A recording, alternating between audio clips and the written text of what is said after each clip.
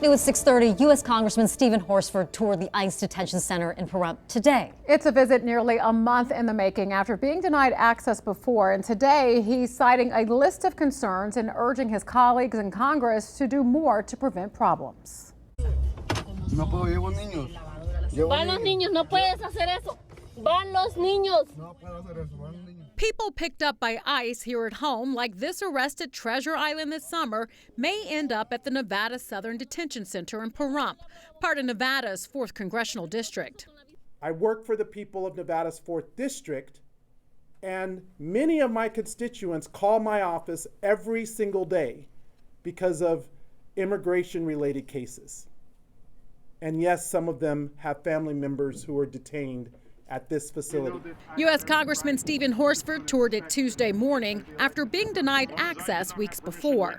I was told by the warden behind a fence that my staff and I were a safety risk and had local law enforcement called on me.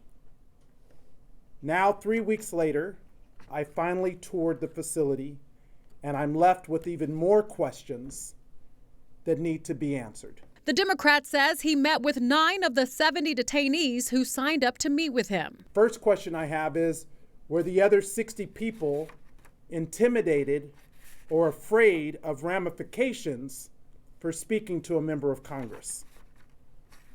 The people, the detainees that I spoke with, shared that there had been improvements in cleanliness and in meals in just the last week.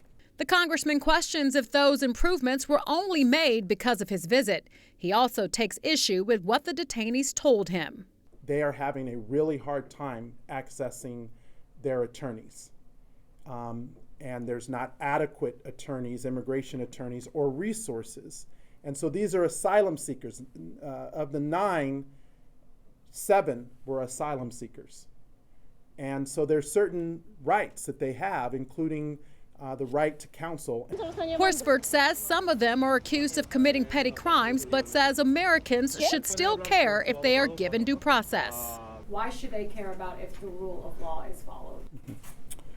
Well, to be clear, we are a nation of immigrants, first and foremost, and we are a nation of laws. And, you know, for those who want to scapegoat individuals who may be undocumented today, my question is, go back into your lineage and ask whether or not everyone in your family came to this country through a legal process. He's urging his colleagues to come up with bipartisan solutions. He also sent a letter to Congressman Mark Amodei of Northern Nevada, the chair of the House Appropriations Subcommittee on Homeland Security. Specifically, I'm asking for an investigation into the Department of Homeland Security's non-compliance on this previous visit, and for the committee to consider appropriate corrective actions that include potentially conditioning future appropriations to ensure full adherence to congressional oversight. Congress controls the purse. And we reached out to the office of Congressman Mark Amodei for comment, but have not yet heard back as of news time. This all comes after Governor Joe Lombardo authorized the Department of Nevada National Guard to help ICE in Nevada. Now, the governor's office sent out a statement saying 35 guardsmen will provide clerical assistance. Nevada guardsmen selected for the assignment are volunteers who will serve at ICE locations in Nevada through November 15th.